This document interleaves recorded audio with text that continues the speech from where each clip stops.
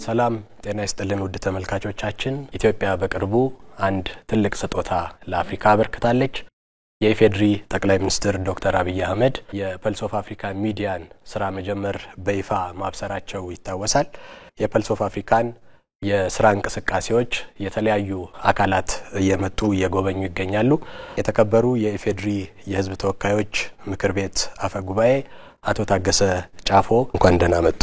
እንኳን ደህና ቆያችሁ። በቅድሚያ በፐልስ ኦፍ አፍሪካ የስራ እንቅስቃሴ በኢዚያ የሪፎርም ስራዎች የተሰማዎትን ቢገልጹልን። ኢዚያ በጣም አንጋፋው የዜና ምንጭ የሆነ ተቋም ነው።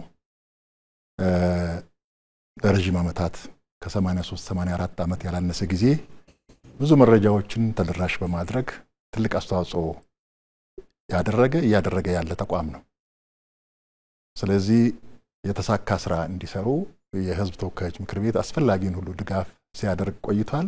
ሁለተኛ ይሄ ደግሞ አንጋፋው ተቋም አሁን በአይነቱ ደግሞ ከፍ ያለ የአፍሪካን ገጽታ የአፍሪካውያንን ድምጽና የአፍሪካውያን የልብ ትርታ ማቅረብ የሚችል በአይነቱ የተለየ ፐልስ ኦፍ አፍሪካ የሚል ፕሮግራም እና አጠቃላይ ሚዲያ ተቋም ያለው መልክ ያለው ተቋም ፈጥሮ በዚህ ደረጃ ይሄን ስቱዲዮ የኔ መሰለ ስቱዲዮ አዘጋጅቶ ስራ መጀመሩ በጣም የሚያኮራ ነው። የአፍሪካ ተቋም ሚዲያ ተቋም በኢትዮጵያ ውስጥ አጠቃላይ አፍሪካውያንን የሚመለከቱ ጉዳዮችን እኛ ራሳችን የምንገልጽበትን ለሌሎች የምናሳይበትን ያለንን አቅም ያለንን ጸጋ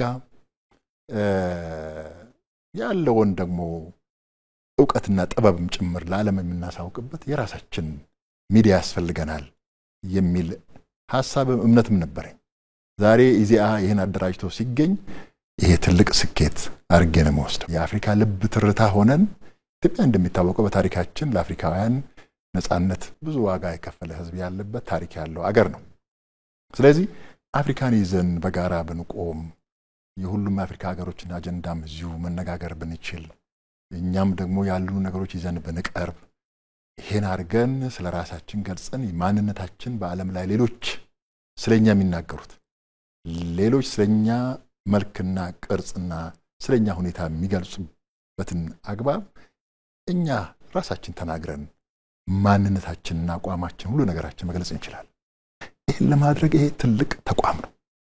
ስለዚህ ዛሬ ይሄ ተቋም እዚህ ተሰርቶ ይሄ ስቱዲዮም ሆነ አጠቃላይ የፐልስ ኦፍ አፍሪካ ተቋም ተገንብቶና ስራ ጀምሮ ማየቴ በጣም ደስ ብሎኛል።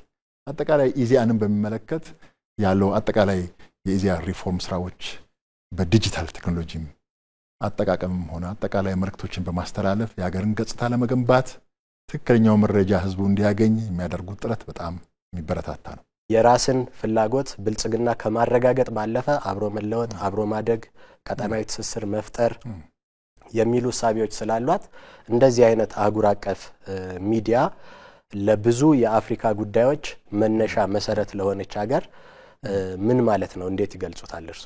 እኛ ከጎረቤቶቻችን ጋር አጠቃላይ ከአፍሪካውያን ጋር ከዛም ዘለግ ሲል ደግሞ ከመካከለኛው ምስራቅ አጠቃላይ ከዓለም ህዝቦች ጋር ተሳስረን አብረን ማደግ አብረን መበልጸግ የምንፈልግ ህዝቦች ነን።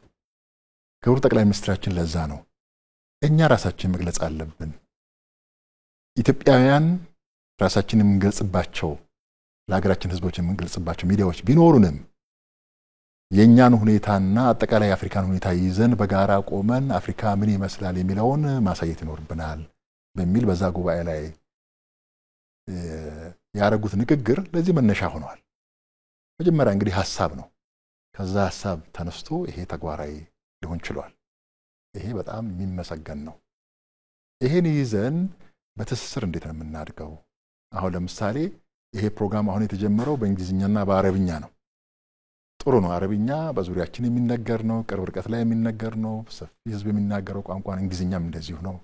ስለዚህ በቀጣይ ምዕራብ አፍሪካዎች የሚናገሩት ፈረንሳይኛም አምተን የምንነጋገርበት ይሆናል። እናም እንደም ስዋሂሊ ደግሞ ብዙ ይነገራል ከኛ እዚህ ወለታች ያሉ ሀገሮች በሙሉ ከኬንያ ጀምሮ ሁሉም የሚናገረው ቋንቋ ነው። ስለዚህ ሁሉ እናመጣለን ማለት ነው።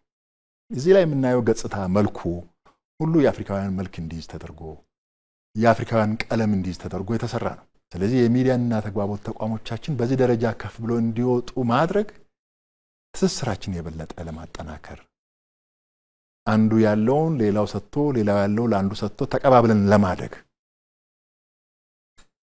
ይሄ ዘላቂ ለሆነ ሰላምም እጅግ አስፈላጊ ነው። ዘላቂ ለሆነ ልማትም እጅግ አስፈላጊ ነው።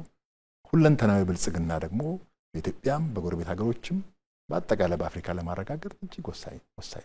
ስለዚህ ይሄ አሁን የጀመርን ያለነውን ስራ የበለጠ ያጎለበትን ያዘመንን ከሄድን እውነት ለመናገር የተሻለ ትስስር ይኖረናል፣ ጠንካራ ትስስር ይኖረናል። በዚህም ደግሞ በጋራ እንጠቀማለን፣ በጋራ እንበለጽጋለን። ዜጎቻችን ይንቀሳቀሳሉ፣ የኛም ዜጎች የሌሎችም ይንቀሳቀሳሉ፣ አብረን እንሰራለን። ስለዚህ ለዚህ ሁሉ ትልቅ መሰረት የሚጥል ስለሆነ እኔ ሁላችንም ተረባርበን የበለጠ ከፍ ያለ እንዲሄድ ማድረግ ይኖርብናል ለማለት ነው።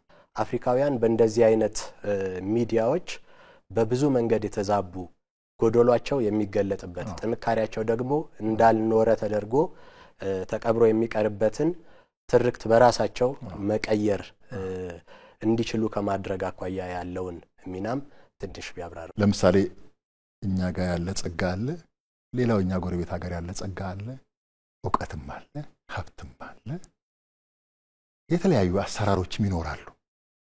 ከነዚህ የምንማራቸው እኛ የምንማራቸው አሉ፣ እነሱ ከኛ የሚማሩት አለ። እኛ ጋር ያለ እነሱ ጋር የሌለ አለ፣ እነሱ ጋር የሌለ እኛ ጋር ያለ አለ። እነዚህ ነገሮች ሁሉ ሲተሳሰሩ አንድ ላይ ስንደመር ትልቅ እንሆናለን ማለት ነው። እዚህ ኢትዮጵያውያንም የጋራ በሚያረጉን የወል ትርክቶች ዙሪያ እንሰባሰብ። እውነት ለመናገር ለዘመናት የተገነባ ስለንቦና አለ፣ ማንነት ያለን ህዝቦች ነን። ስለዚህ የሚያስተሳስሩን ነገሮች በጣም ብዙ ናቸው። ዋናው እሱ ነው።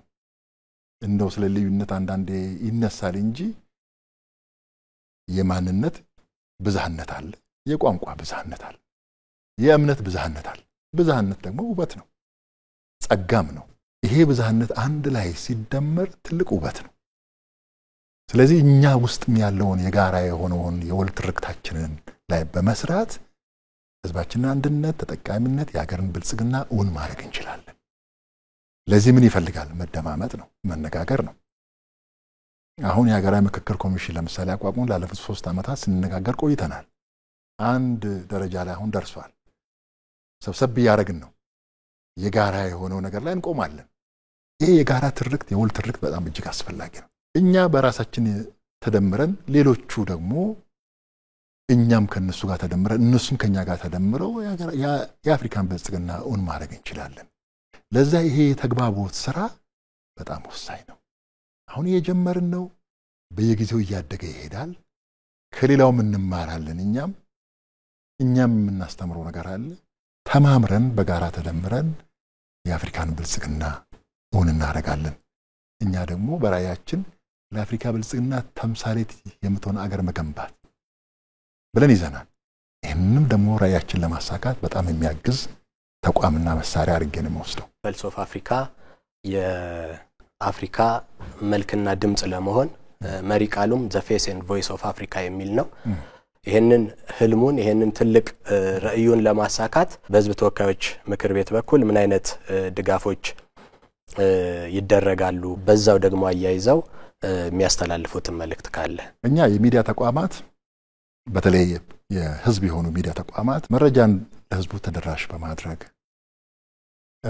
ህዝቡ የሚያነሳቸውን ጉዳዮች ደግሞ በማንሳት መንግስት የህዝብን ጥያቄዎች በወቅቱ ተደራሽ በሆነ መልኩ ችግሮችም ካሉ እንዲፈታ ለማስቻል መንግስት ደግሞ የተገበራቸው ያሉ ስራዎች ምን እንደሆኑ ለምን እንደሚሰሩ ይህን በአግባቡ በመግለጽ ትልቅ አስተዋጽኦ ያበረክታሉ።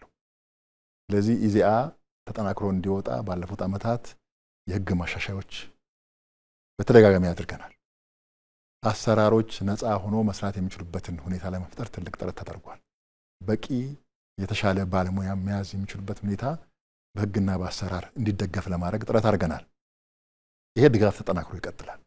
በተለይ ደግሞ በዚህ ደረጃ አሁን ከፍ ባለ ሁኔታ የአፍሪካን መልክ፣ የአፍሪካን ገጽታ፣ የአፍሪካን የልብ ትርታ እና የአፍሪካንን ድምጽ ይዞ የሚወጣ ተቋም በሚሆንበት ጊዜ በጣም በልዩ ልዩ ቋንቋም የሚቀርብ ስለሆነ ብዙ ባለሙያዎችን ከሀገር ውስጥም ከውጭም ሊፈልግ ይችላል።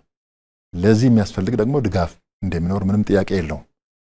ይሄን ድጋፍ የተሟላ እንዲሁም በተቻለ አቅም በማድረግ ራዕዩን ማሳካት ያስፈልጋል ማለት ነው። ስለዚህ የህዝብ ተወካዮች ምክር ቤት እንደ ከዚህ ቀደሙ ሁሉ አስፈላጊውን ድጋፍ ለማድረግ ዝግጁ መሆኑን ለማረጋገጥ ወዳለሁ።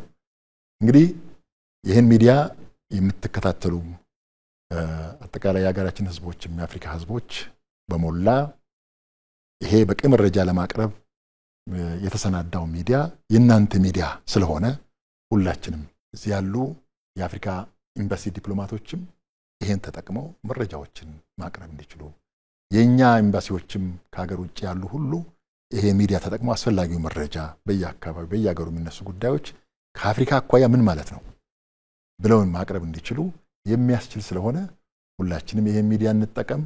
ይሄን በማድረግ ደግሞ የሀገራችን ብልጽግና የህዝቦችን ተጠቃሚነት ለማረጋገጥ የአፍሪካውያንን ብልጽግና ለማረጋገጥ ሁላችንም እንረባረብ ለማለት ወዳለሁ። በጣም እጅግ አድርጌ አመሰግናለሁ። በጣም ነው ማመሰግነው። የተከበሩ የኢፌዴሪ የህዝብ ተወካዮች ምክር ቤት አፈ ጉባኤ አቶ ታገሰ ጫፎ ከልብ አመሰግናለሁ። እኔም በጣም እጅግ አድርጌ አመሰግናለሁ።